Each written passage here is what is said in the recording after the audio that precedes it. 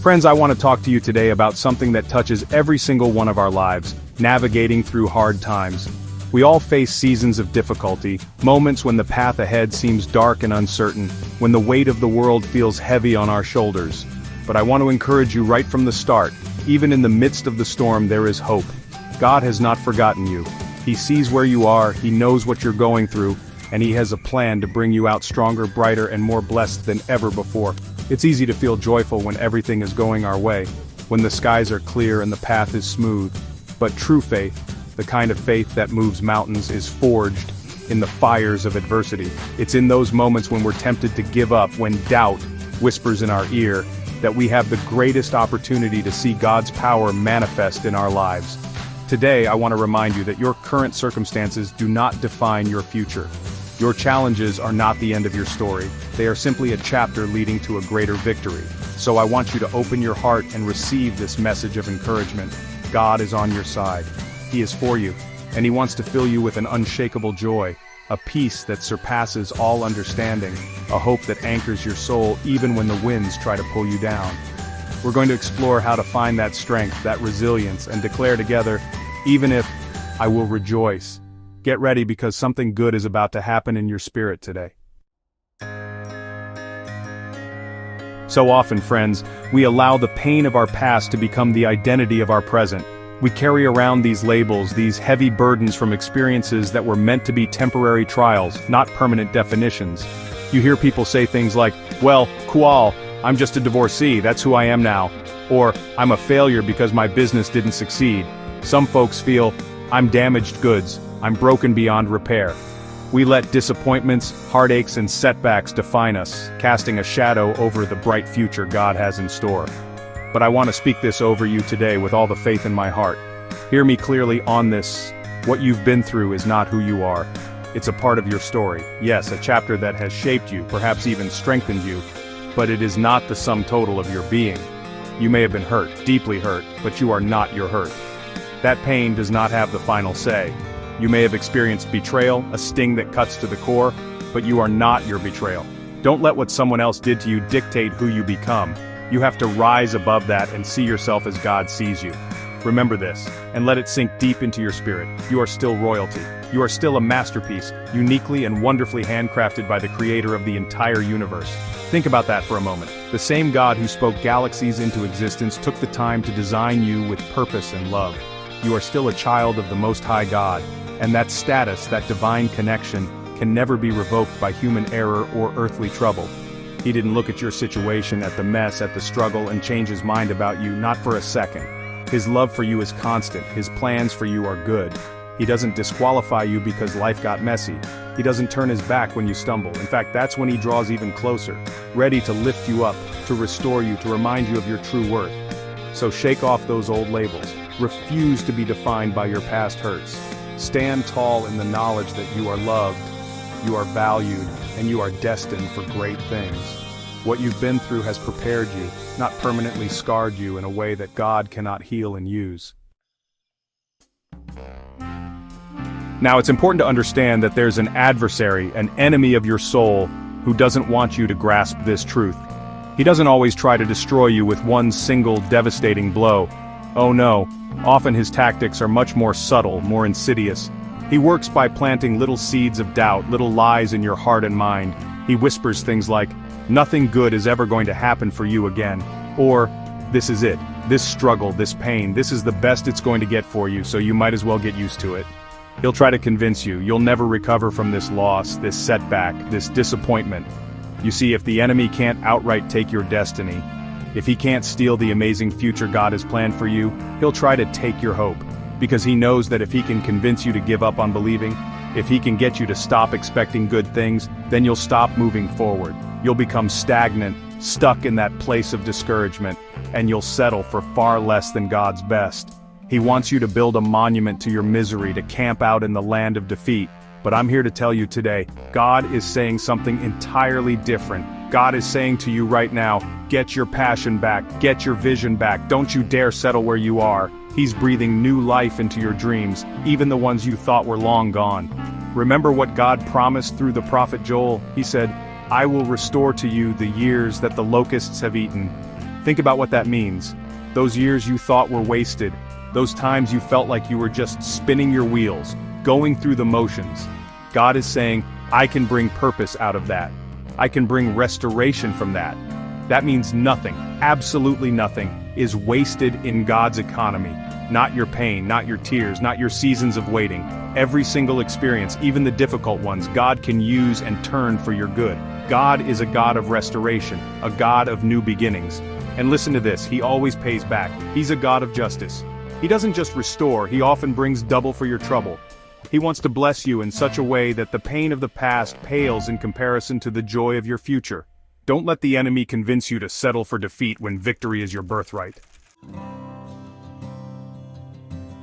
The prophet Isaiah in chapter 61 gives us one of the most beautiful promises in all of Scripture. He tells us that God gives beauty for ashes. Think about that profound exchange. Ashes represent what's left after devastation, after fire, after loss. They symbolize grief, ruin, and endings.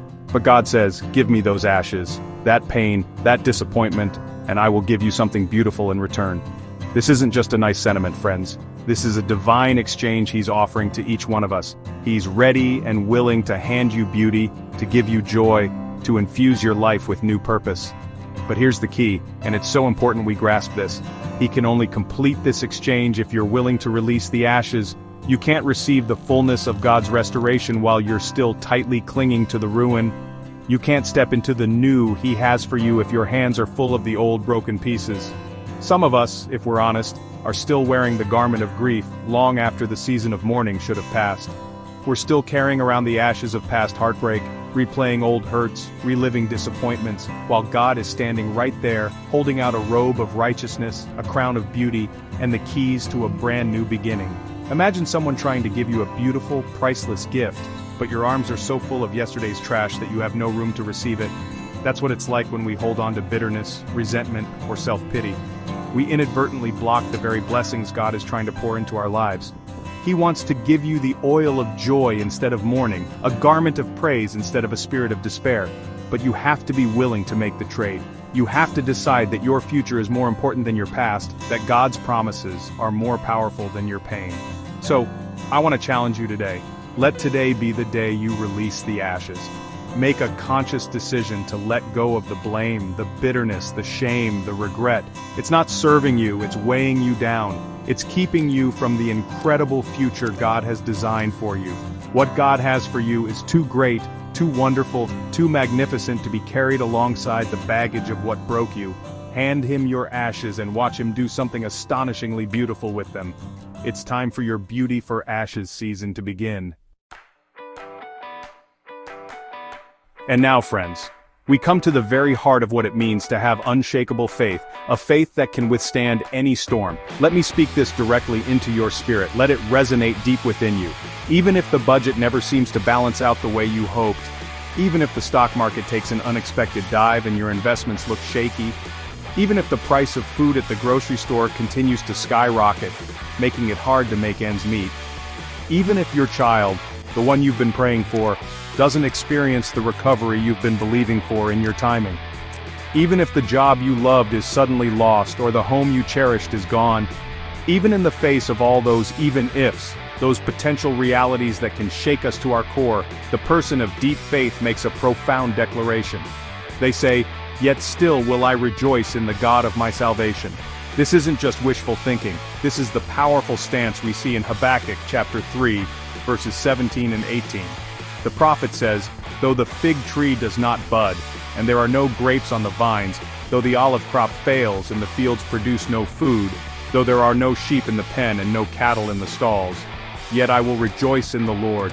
I will be joyful in God my Savior." Do you see the power in that? Habakkuk is painting a picture of complete and utter devastation, of everything going wrong, of every earthly source of security and provision failing. His circumstances were bleak, to say the least. But his response was not despair.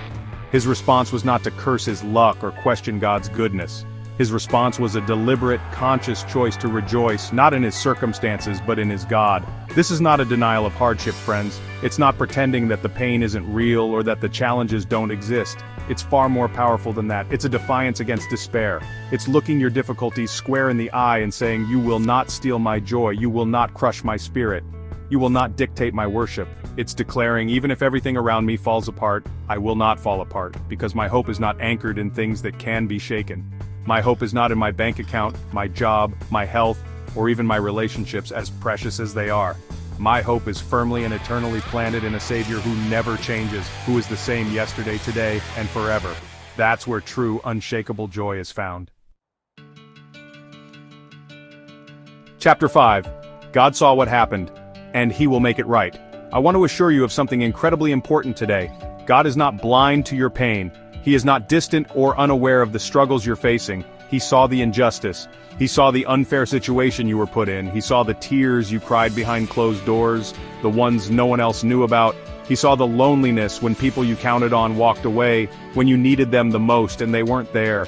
He saw every slight, every hurt, every moment you felt overlooked or mistreated. Nothing escapes His notice. He's a God who is intimately acquainted with our sorrows.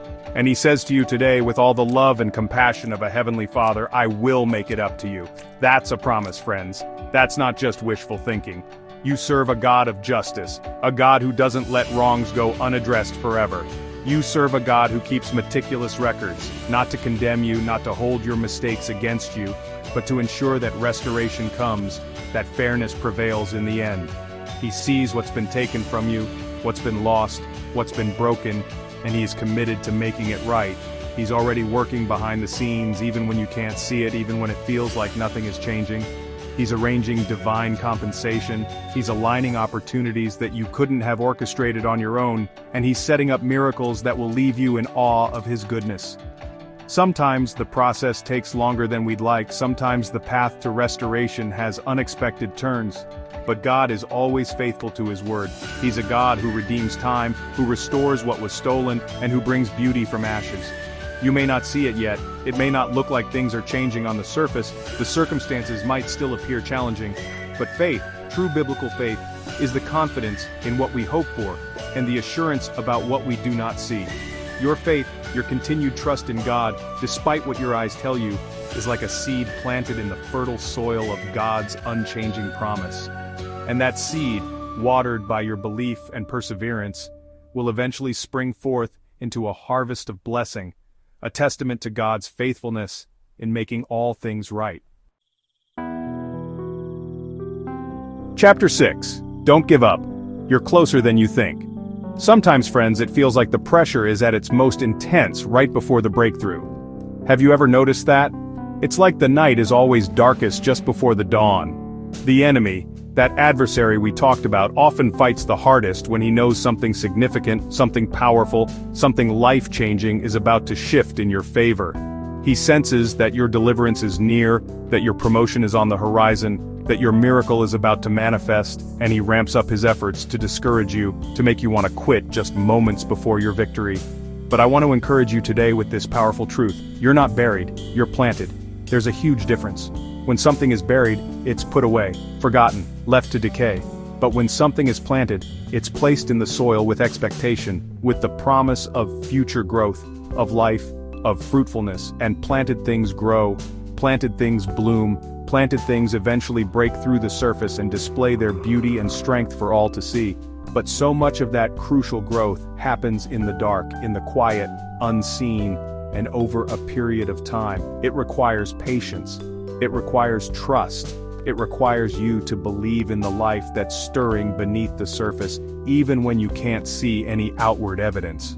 Your current season of difficulty, that time when it feels like you're underground and nothing is happening, could very well be your planting season. God is developing your roots, strengthening your foundation, preparing you for the amazing things He has in store. He's doing a deep work within you so that when you do break through, you'll be able to sustain the blessings He's releasing. So don't give up. Please don't stop believing. Don't stop praying those prayers of faith, even if you've prayed them 100 times and haven't seen the answer yet. Don't stop hoping. Don't let that divine expectation die in your heart. Keep speaking words of victory. Keep declaring God's promises over your life. You are closer than you think. That breakthrough you've been waiting for, that dream you've been holding onto, that healing you've been contending for, it could be just around the corner. Press on, stay in faith, your dawn is coming. Your dawn. Chapter 7. Rebuild your identity on God's truth. Let me close with this vital encouragement, friends. It's so important that you anchor your sense of self, your very identity, not in the shifting sands of circumstances or opinions, but in the unshakable rock of God's truth. You are not what life did to you. You are not defined by the sum of your struggles or your heartaches. You are not what other people have said about you, whether their words were critical, dismissive, or untrue. You are not even defined by the mistakes you've made in your past, because God's grace is bigger than any misstep. So who are you then? You are who God says you are, and His words about you are filled with love, purpose, and incredible value. He says, "You are fearfully and wonderfully made," Psalm 139:14. Think about that. He knit you together with intricate care and divine intention. There's no one else like you. He says, "You are chosen and dearly loved," Colossians 3:12. Before you even knew Him, He chose you. He set His affection upon you. You are deeply, personally, and unconditionally loved by the King of Kings. He declares, "You are more than a conqueror through Christ who loves you," Romans 8:37. That means no challenge, no difficulty, no opposition is too great for you to overcome with His strength working in you and through you. He proclaims, "You are His masterpiece, created in Christ Jesus for good works, which God prepared in advance for you to do," Ephesians 2:10. You're not an accident. You're a work of art, designed by the master artist for a unique and significant purpose, and He promises, you are never alone. He is with you always, even to the very end of the age, Matthew 28:20. What a comfort. So, with these truths firmly planted in your heart, I urge you today, rise up out of that discouragement, dust off the disappointment from past seasons, reclaim your God-given joy that is your strength, reignite your faith, fan into flame that gift of God within you. And even if the storms rage around you, even if the mountain you're facing doesn't move today or tomorrow, still make that powerful, faith-filled declaration, "I will rejoice in the God of my salvation," because the one who promised is faithful, and He's not finished with your incredible story yet. Your best days are still ahead of you. Friends, we've talked about some powerful truths today. We've explored how to find hope when times are tough, how to see ourselves as God sees us, and how to stand firm in faith even when circumstances scream otherwise. The challenges of life are real, nobody denies that. But greater is He who is in you than he who is in the world. You have a source of strength, a wellspring of joy, and an unshakable hope that goes far beyond what you see with your natural eyes. I want to encourage you to take these words to heart. Don't let them just be a fleeting moment of inspiration, but let them become a foundational part of how you live your life. Choose to believe the best. Choose to expect God's favor. Choose to see every obstacle as an opportunity for God to show His strength. Embrace this defiant joy, this radical hope, this unwavering faith that says, "My God is bigger than this problem.